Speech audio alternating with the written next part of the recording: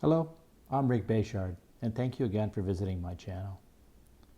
Today I wanted to discuss the symbols and metaphors that A Course in Miracles has, specifically with respect to the idea and concept of Jesus. Now, I have mentioned before that when we get ourselves out of the way, and we tap into the love that within our mind, at our mind level, that love comes through us and takes the form that is necessary for us to understand and accept.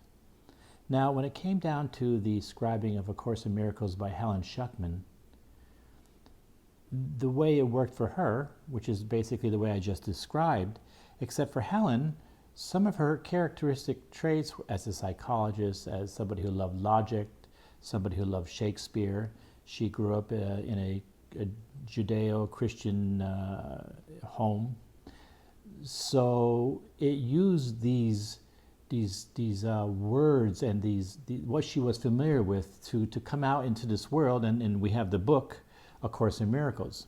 And that is why the Course in Miracles uses Christian terminology, albeit all the words and all the meanings of these words like salvation and atonement and forgiveness are fundamentally 180 degrees difference in the meaning that contemporary Christianity would give them. And that is true with the idea of Jesus. Now, the voice, so to speak, that Helen spoke about or uses in A Course in Miracles, or the Jesus that speaks to us in A Course in Miracles, is the name that Helen provided that particular voice.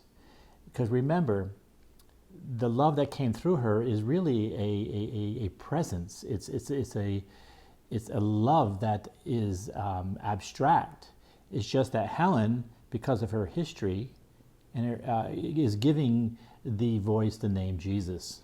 So a lot of people get a little confused about, well, how does that Jesus compare to the Jesus in the Bible? Now, that's understandable, and to the extent that I've looked at this and listened to workshops by Dr. Kenneth Wapnick and so on, I'm going to try to give a perspective that hopefully is consistent with that.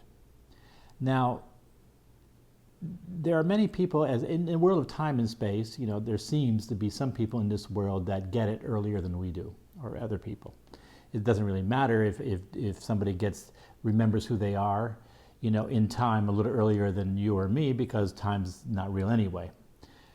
But the man that was here 2,000 years ago, that we call Jesus the man, and many even can, not even sure if that was his name, but apart from that, he was somebody who had gotten himself out of the way, similarly to Helen. Similarly to many other spiritual teachers in this world and our history that have gotten themselves out of the way. Jesus, the man 2,000 years ago, and Helen or anybody else, nobody's special here. It's just that in time, they've remembered who they were. Now, the man 2,000 years ago reflected that presence, all right? Similarly to what Helen did. But 2,000 years ago, there weren't tape recordings or cameras and so on. And so many people kind of misinterpreted what that man was saying regarding the idea of love and God and who we are. And so they turned it around because they were too afraid to hear his message of love. Freud often discussed the convenient dream, I think it is, whereby an example of a convenient dream is we are home in bed sleeping, and a light comes on or the phone rings or something else happens in the room while we're asleep, but we're so comfortable in sleeping and we don't want to wake up that we bring that sound or that light into our dream and we don't waken. And so what happened 2,000 years ago with this man we call Jesus was who was a presence of love. The people at that time, weren't really ready to hear his message that we're all one, and that sin is an error to be corrected, and God we are as God made us. They weren't ready to hear that. which is similar to many people today, but that's fine. So 2,000 years ago, as this man who was presenting the word of God, or the love that he had touched base with at his own mind level, people back then were just too afraid to hear it. And it's scary to begin to realize what the Course is saying, or what that man 2,000 years ago was saying, because when we begin to get what they're saying, we have to also be ready to give all this up, our identity and our life as we understand it, because again, we think all this makes us happy and so on, and we don't want to give it up. So 2,000 years ago, they remained asleep.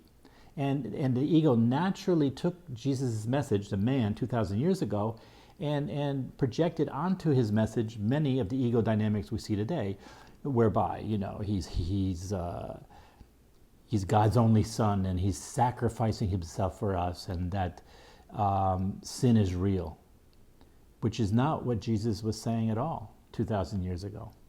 If anything, he was portraying by way of a crucifixion that, you can't be harmed. They thought they were killing him, but he knew he wasn't his body, and so he said, forgive them, but not in a pardon way, but forgive them because they're so frightened, they think they're harming me, and I can't be harmed. But that's a sidebar. So the man 2,000 years ago was indeed a man. His name is Jesus or not, it doesn't really matter.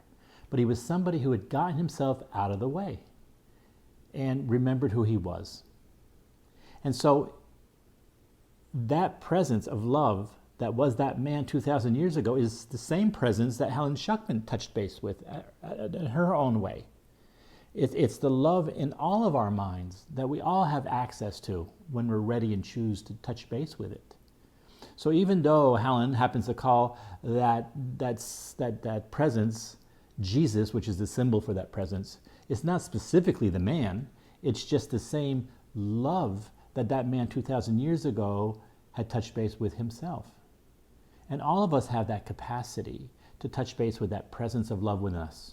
Helen Schucman, the scribe of the Course, often said, you can do what I'm doing. And but we're at our own fear level. We're stabbing at it, but it is a process. And for Helen, it was still work. She understood the Course, and of course she had her own perspective and issues, but she knew it was about her.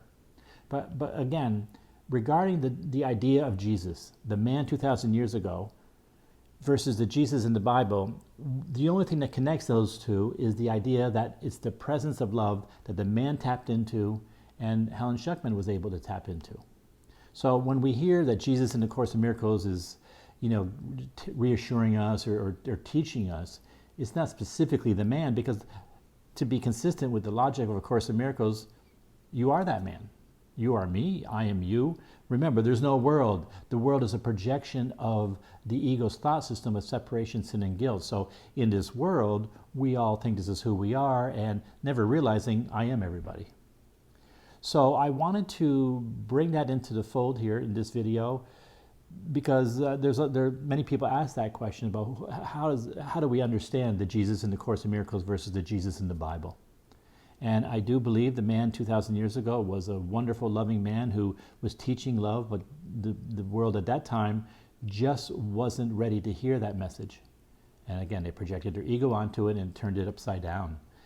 But fortunately with the Course and today's technology, we have records of what the Course is actually saying, so hopefully over time, it won't be misconstrued, because our own fear of knowing that love, even in today's age, will often result in us projecting our own ego onto the Course and misinterpreting it and saying, well, God said this and that, because we're just resistant, because we don't want to wake up from the dream. So we're bringing it into our world.